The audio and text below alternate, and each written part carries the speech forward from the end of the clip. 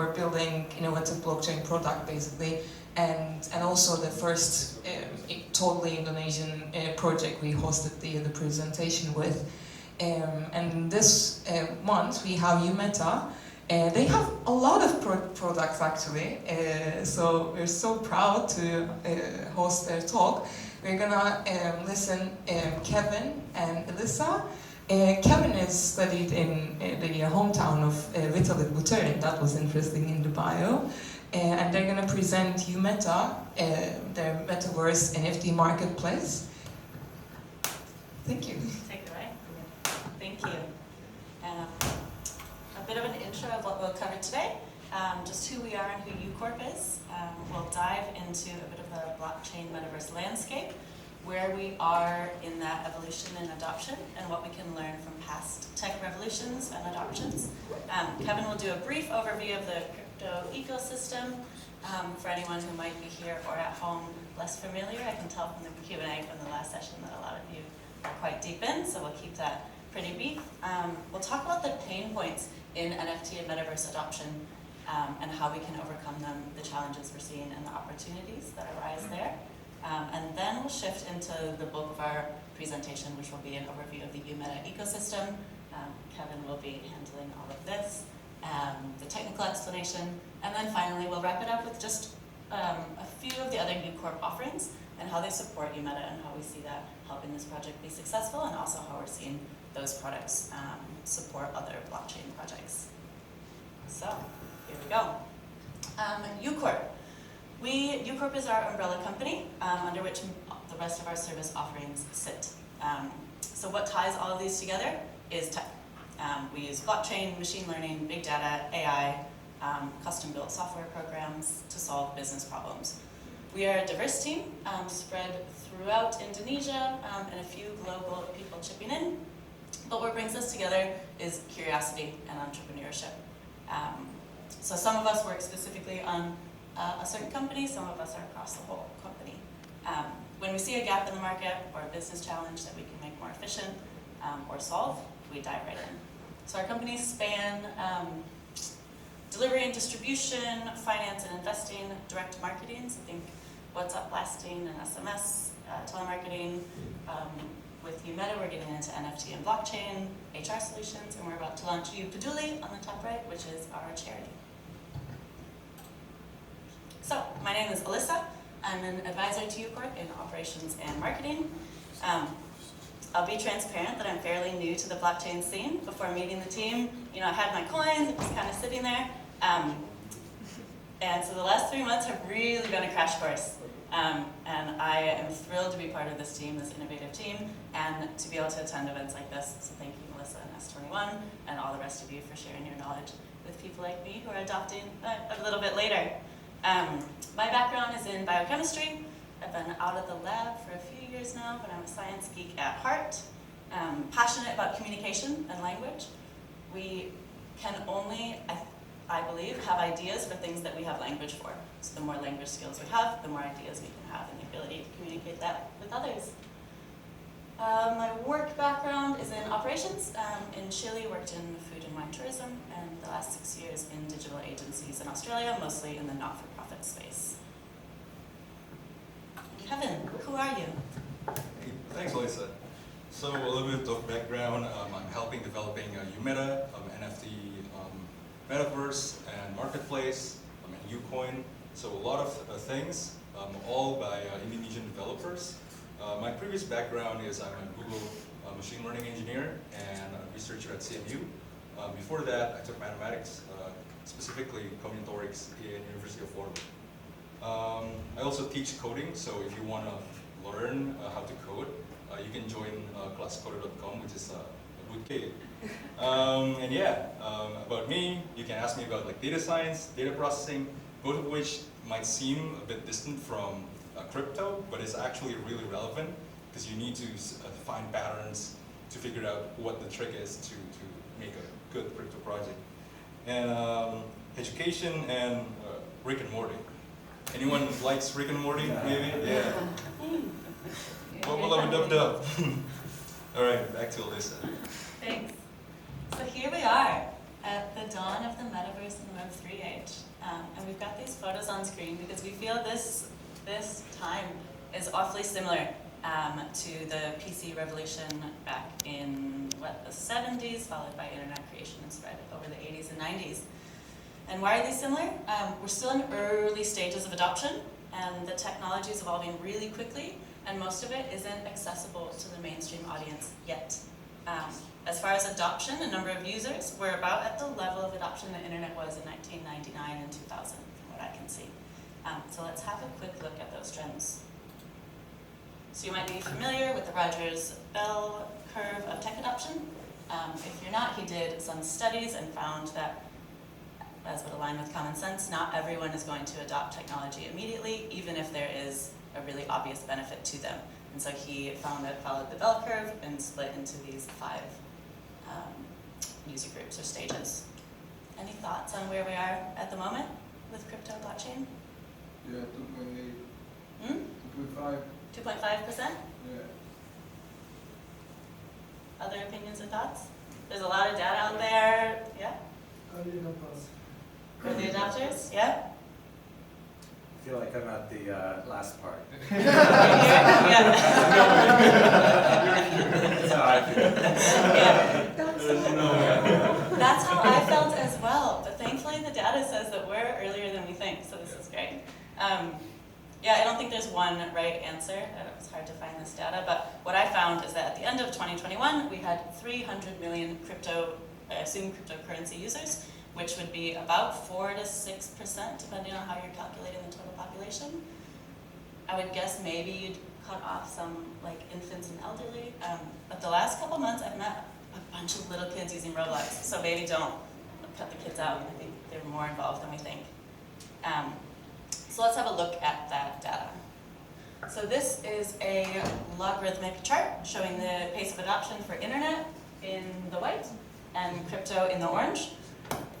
So both of these span a 14-year period, and the starting year for each piece of technology is when they're right around 10 million users. So what we can see looking at the white line, that in 1992 we had just under 10 million internet users, and by 2006 that grew to 1 billion, which is about 17% of the global population at that time, and 17% because that is the division from the slide before between early adopters and early majority. And if we look at how we're tracking with crypto uptake, that is outpacing internet uptake quite a lot, which makes sense. We have some facilities to accessing that information that didn't exist back in the 90s. According to these analysts, we're likely to hit that 1 billion users before 2024, so within the next 2 years. Due to population growth, that won't be quite the same 17%, so maybe a few more months before we hit that. But yeah, we're closing in on getting to that early majority. And so the time is now to seize those opportunities. How is, Go ahead. how is the curve before? Sorry? Before those years? Yeah, the white one. Internet started about the end of the 60s, right? And going up to the 90s, I would say, you are taking 20 years in here. Yeah, it isn't from the start. Internet curve to 60 to 90 until crypto curve 90 to now. It's a good question. I don't have that data.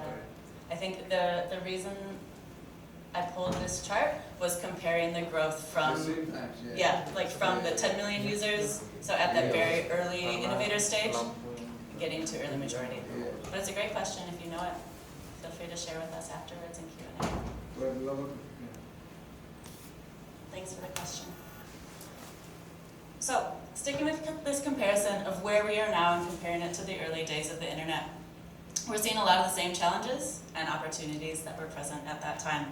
In the early days of the internet, adoption was low, the technology was complex, and hardly usable to the mainstream. Even more so because you couldn't Google how to, JavaScript or whatever. And there were huge opportunities for those companies and people that could make this technology accessible for the general public and monetize it as they went. So before we get too much into the challenges right now with adoption of NFTs and Metaverse and the opportunities that we see there. I'll hand it over to Kevin just for a brief overview of the blockchain crypto landscape. Thank you, Lisa.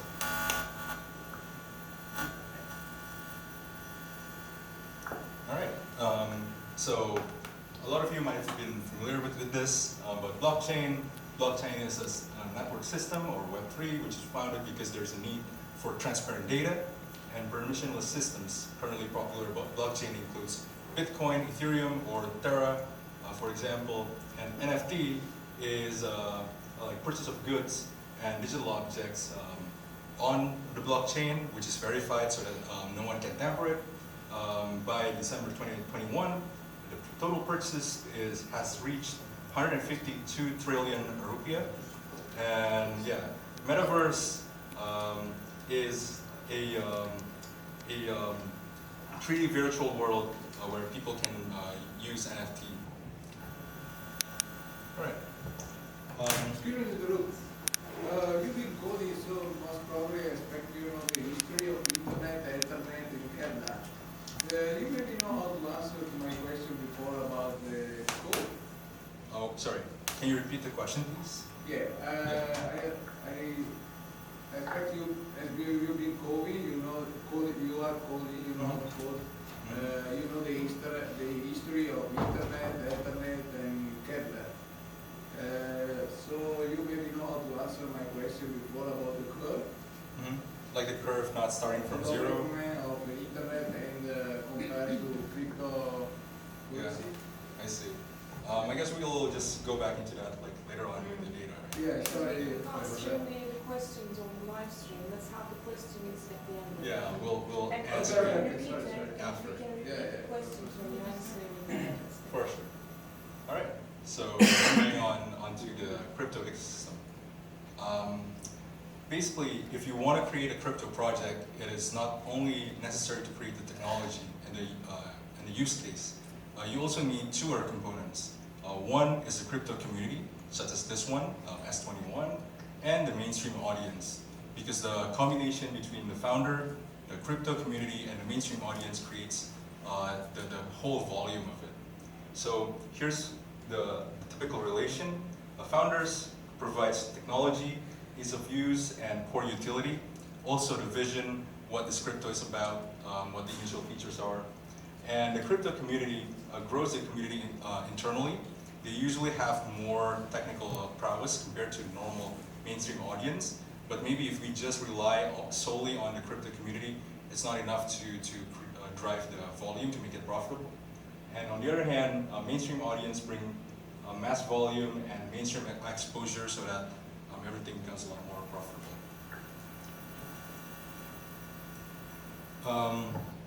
As Alissa has mentioned before, here's the crypto adoption curve. So if we are going to categorize what the crypto communities are, they're usually either innovators, meaning someone that codes, someone that creates stuff in the crypto world, or early adopters. So people that know how to use wallet, people that buy NFTs early, and so on. Meanwhile, the mainstream audience typically just follow. They only get in once things are very, very usable, or everyone is doing it, so they have like this kind of FOMO, fear of missing out. Right. I'll jump back in for 1 minute to talk about some of the pain points with adoption. And I asked to talk about this because I think I feel these more strongly than many of the other people on the team, and maybe you guys in the room because I'm a bit newer. With number one, the high gas fees and environmental impact, I guess that's a challenge to the creator or to the buyer from the fee standpoint, but also as users and as investors, the environmental impact is, at least from what I'm seeing, becoming a bigger and bigger issue. With many NFTs being run on Ethereum, those volatile gas fees are inconvenient and predictable, and just have a huge impact. People are becoming more and more concerned with their carbon footprint. Just earlier this week, we were attending an online event with Kevin O'Leary from Shark Tank, and he was talking about how big money and institutions are pulling their money out of projects that are not using renewable energy sources or finding projects that are less energy intensive.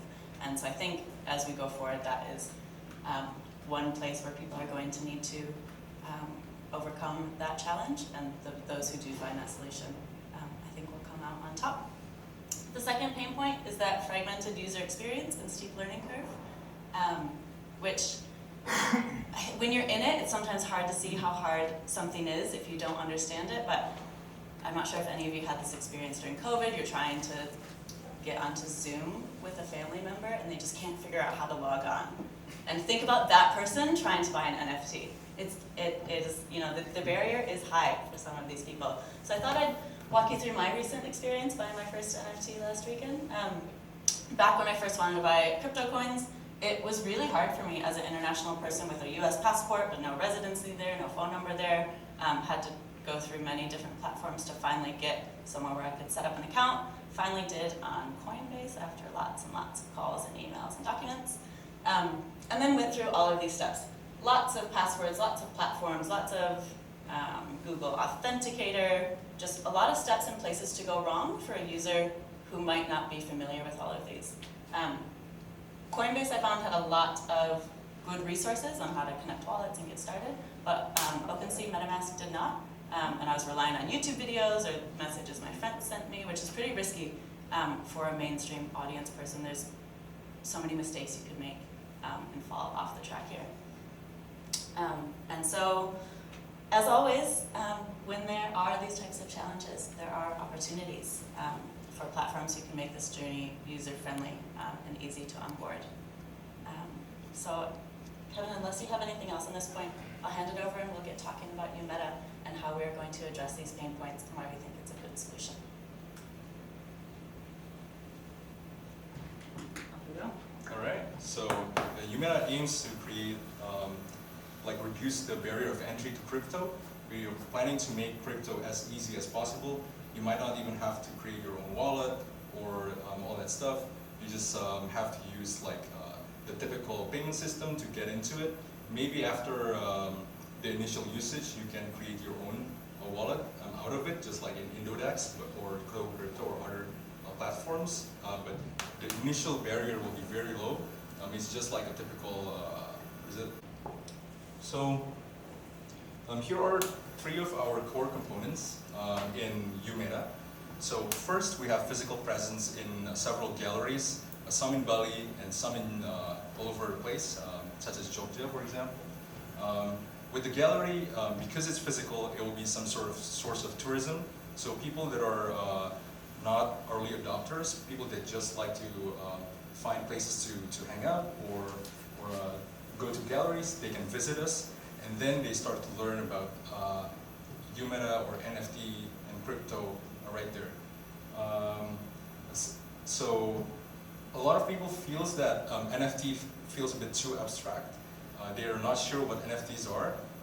If you visit the gallery, you kind of have like a 2-hour span or up to 4 hours where you can really try to quote unquote brainwash people into believing into NFTs. Next, we have the marketplace. It is very similar to the other marketplace, except that we're trying to lower the barrier of entry by, for example, allowing you to not have a wallet. You can use a normal login to buy stuff and use a normal payment system to buy NFTs. However, if you already know how to use wallet, you can use wallet just like in the other NFT marketplace.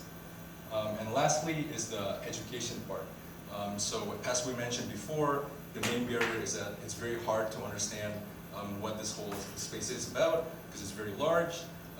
We teach people what crypto is about, starting from the age of 7. So people can visit either University, the marketplace, or visit the gallery and learn about crypto by creating art, by buying stuff, and use other utilities from crypto. So, yeah, I guess just reiterating on it, with the gallery, the main point is it creates some sort of legitimacy to our project, because a lot of crypto project doesn't have a physical presence. They're just like a virtual company.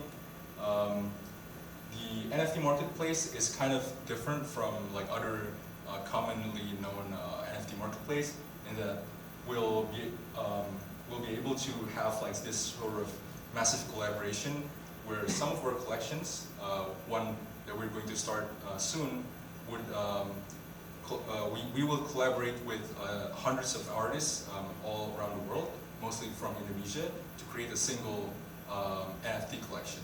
So the plan is to create over 10,000 pieces in a collection where 100 artists have like 100 items and they can promote it. So it's going to be a lot larger than one single artist promoting a single collection. And the initial gas fee will be free, means we are just using lazy minting, so people have to pay it after when they want to buy. And later on, we'll create these three components to support our YuCoin. All right. So starting from the gallery, we'll have like a gallery in several places in Bali and Jogja and other places too. You can see like physical sculptures or like drawings, and people that create their arts from the NFT education can be shown here too. People that upload their stuff into the NFT marketplace, some of it will be displayed on the gallery too.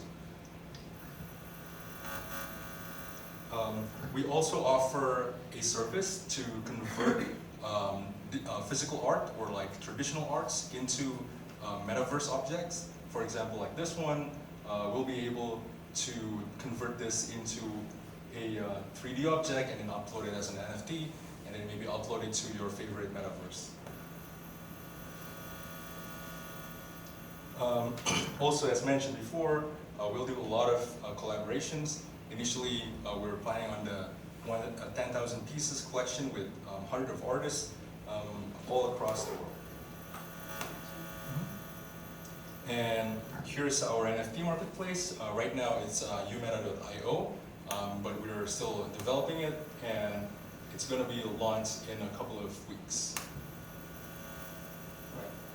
And also, we believe that one of the most important part of our ecosystem is the NFT education, because a lot of people are very confused about NFTs, about crypto, what the utilities are, and if we are able to just lower the barrier of entry and make people to turn NFT into some language that is easily accessible to most people, it will help us as a community because we'll have a lot more volume. So if you visit one of our galleries, one of the things that you can do is learn about VR modeling. So you model stuff like here. So workshop from converting a normal sculpture into a 3D piece of art. Basically, you're given like some sort of template, and then you have to smooth it out. You can paint it, and then you can mint it into an NFT. Other than that, you can also paint drawings here. We'll provide iPads where people can draw and then upload it to the marketplace. There are a lot of things that are different from digital painting compared to like normal traditional painting, and I think we can explore stuff like abstract visuals or mandala geometric art, where due to technology you can easily create mirror effects. And of course, to add up to the hype, people would want to share every of their moments in our gallery and upload it on social media, which drives even more hype and create traffic to our coin, to our marketplace, and our NFT trading volume. So to summarize, maybe some of us focus mostly on the technical aspect of NFT or crypto project, but another important part is the community building part and generating masses. One of our strategy is to create a physical presence and educate people so people can understand it. It's less abstract, it's very concrete, and it's a fun activity that people share all over their social media with their friends and family. I'll pass it on to Alissa for another hints of how to raise a community and all that. Thank you, Kevin. So yeah, as I mentioned, YuCorp has a few other offerings, several in the direct marketing space. And we see this as a key lever in helping Yumeta take off. So the first that I'll present is Toko Leads. Toko Leads is a leads database solution. So if you're looking for a potential customer's contact information in a particular segment or audience, we can provide that. So these are a few of the segments that are popular with our clients at the moment. And how it works. I won't be the one to answer that question, but I've got my colleagues here if we get to the Q&A. We've got rows and rows of engine working to scrape publicly available information. We work with partner databases, ensure that they're GDPR compliant, thank you. And then machine learning AI in the background is segmenting those so we can put in who we're looking for and spit out those phone numbers that are all separated from their personal information. And then from here, most of our clients go on to use Blast Loca. So Blast Loca is direct marketing. Think those SMS, WhatsApp messages that you get. If you're getting those, that could be us. Our custom built engine executes this much more quickly than if you had a team doing it. At the moment, I think we have a capacity of 1 million per day. Yes. Is that right? And working on scaling that up as demand grows. A few examples of what this looks like. You can see clients at the top, FTX, Astro, and Ekta. Clients will provide the content. That can be an image, a video, their copy, and the URL that you would like people to click through to. The engine can test 10 messages, and so we typically request 10 different variations of copy to test to the first target audience before blasting to the whole list. I think I've got a few other samples of our clients here. Maybe you've gotten some of these messages. Yeah, you're surely familiar with Toko Crypto. LifePal is insurance, and Geisha Tea House is an NFT project that launched recently. Founders in Bali. Regal. Luke. And Luke. Anyone knows them? Yeah.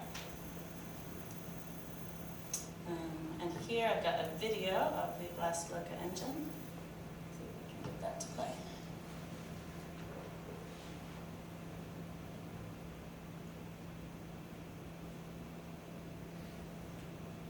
Ta-da!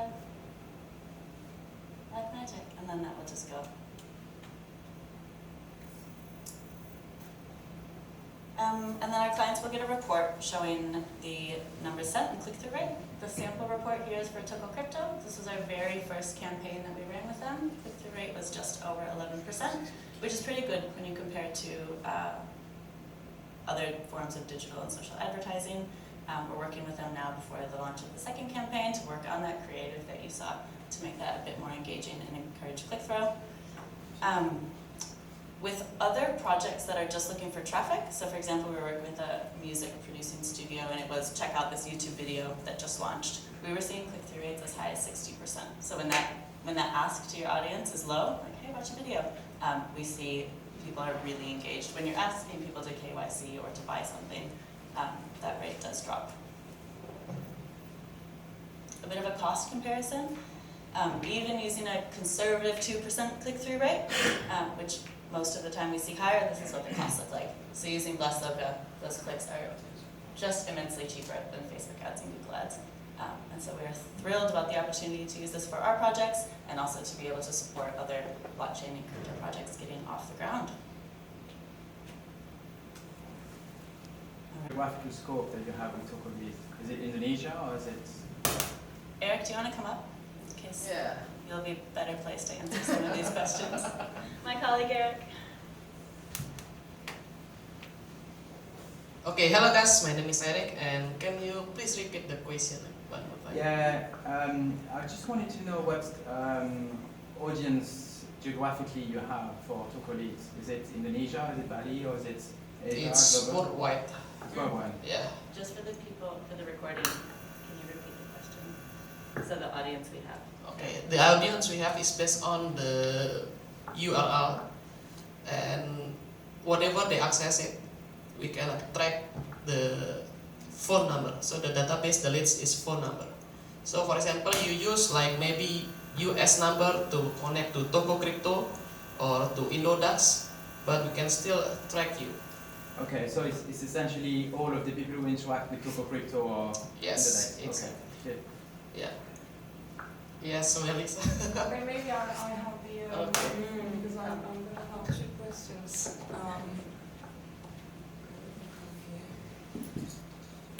So my first question is about the business model related to this digitalizing artwork and 3D digitization, basically. Like how do you approach to the community or anyone who would like to mint their NFTs?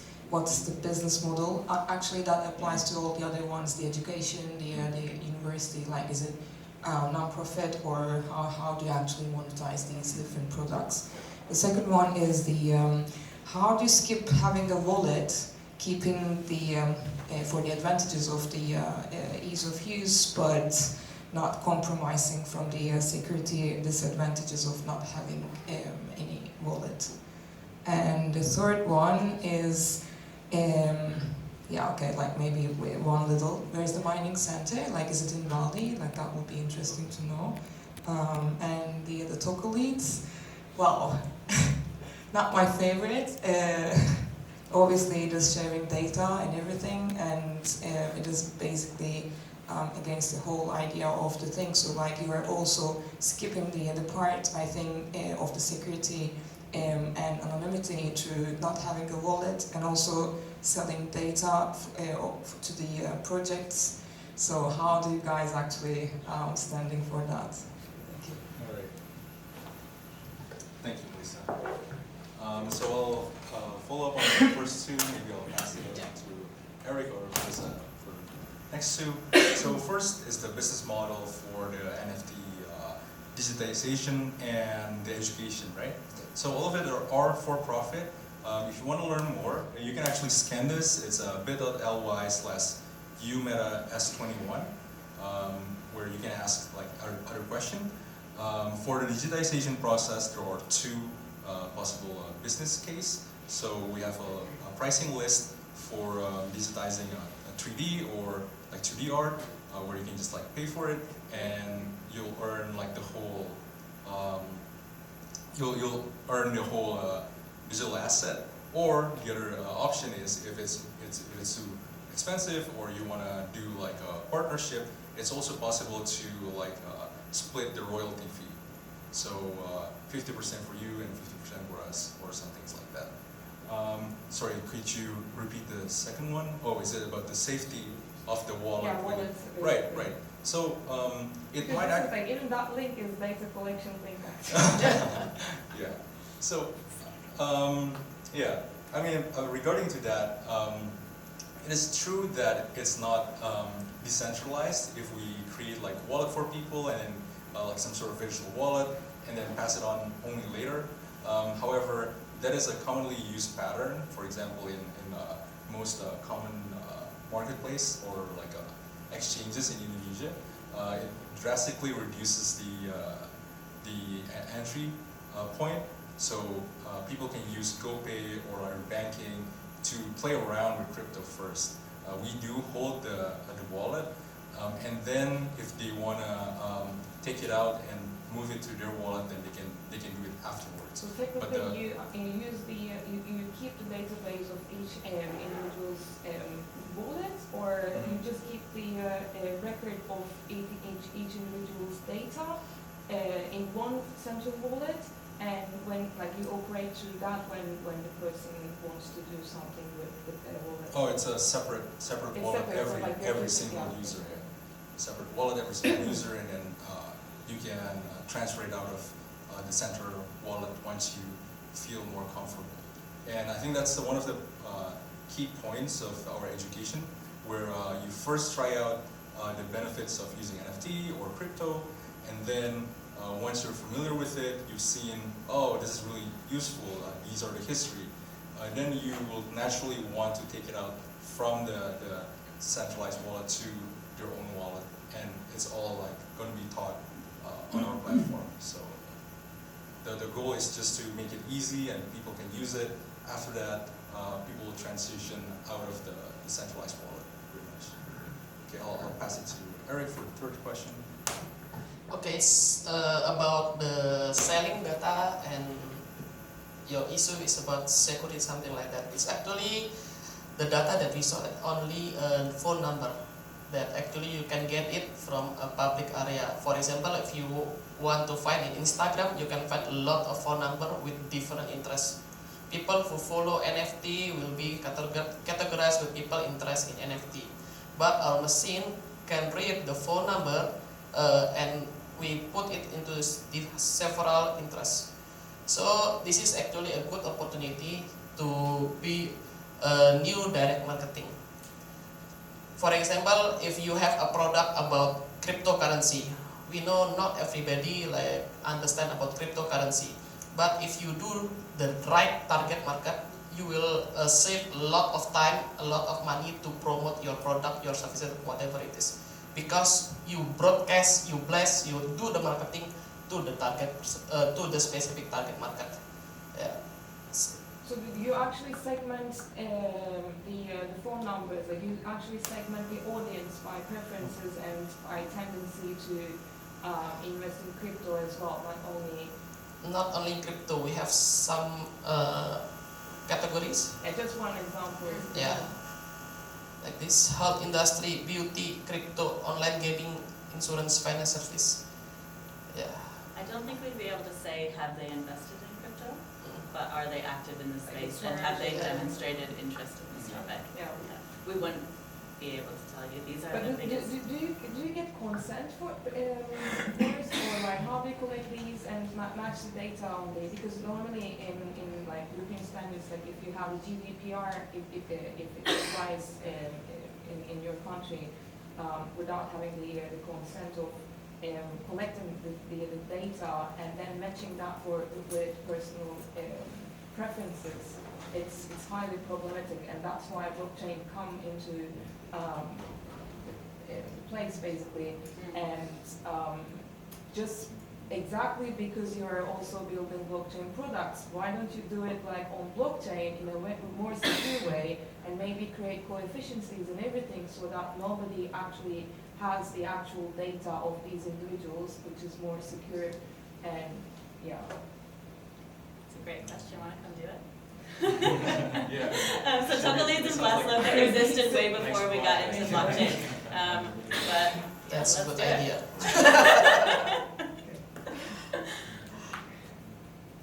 Any question maybe, guys?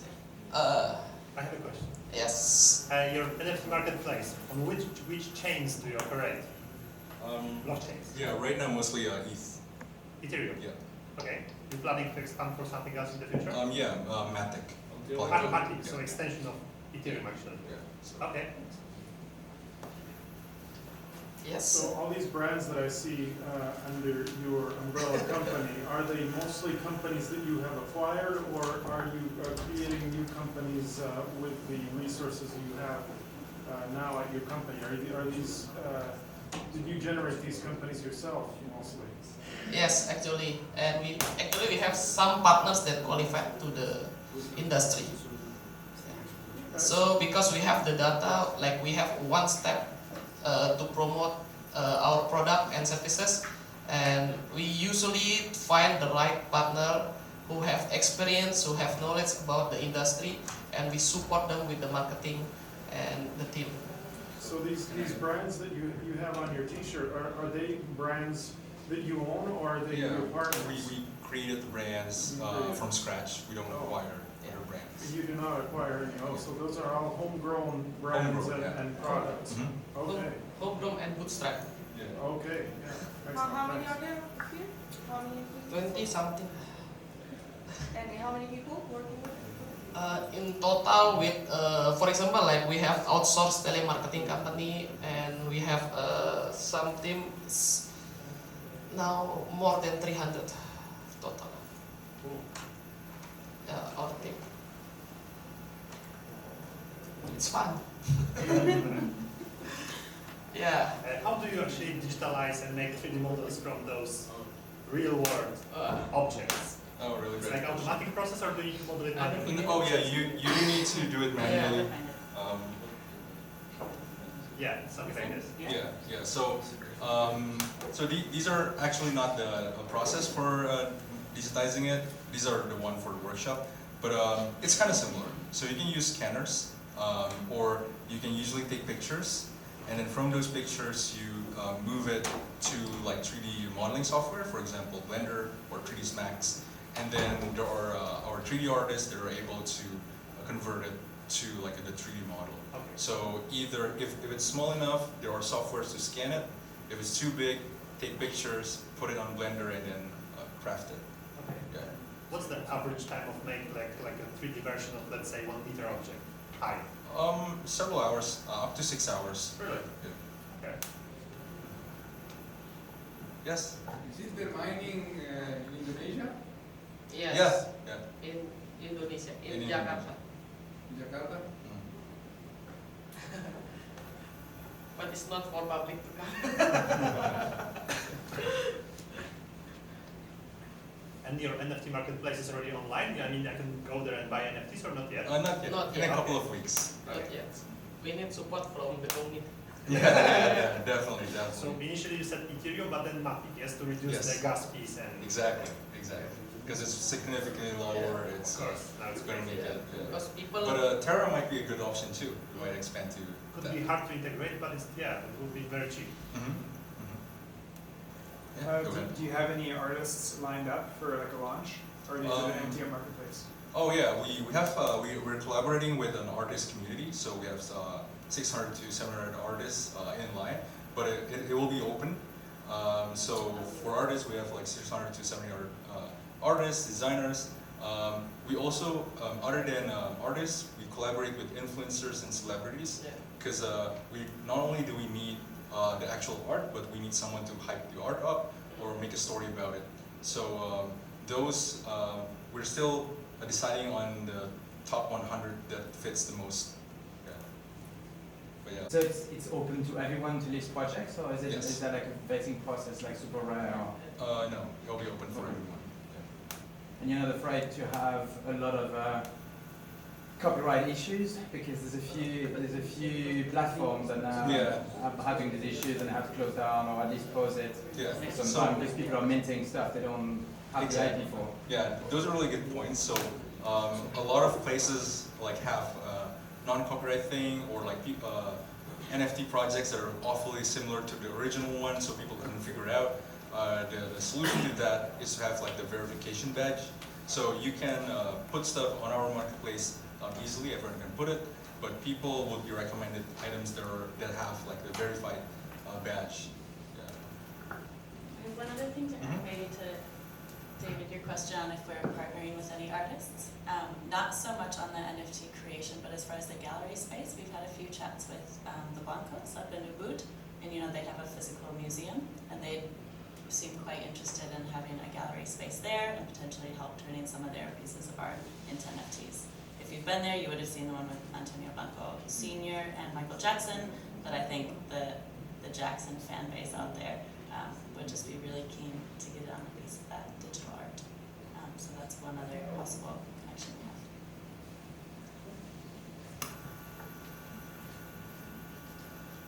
All right. Any other questions? Thank you for your time.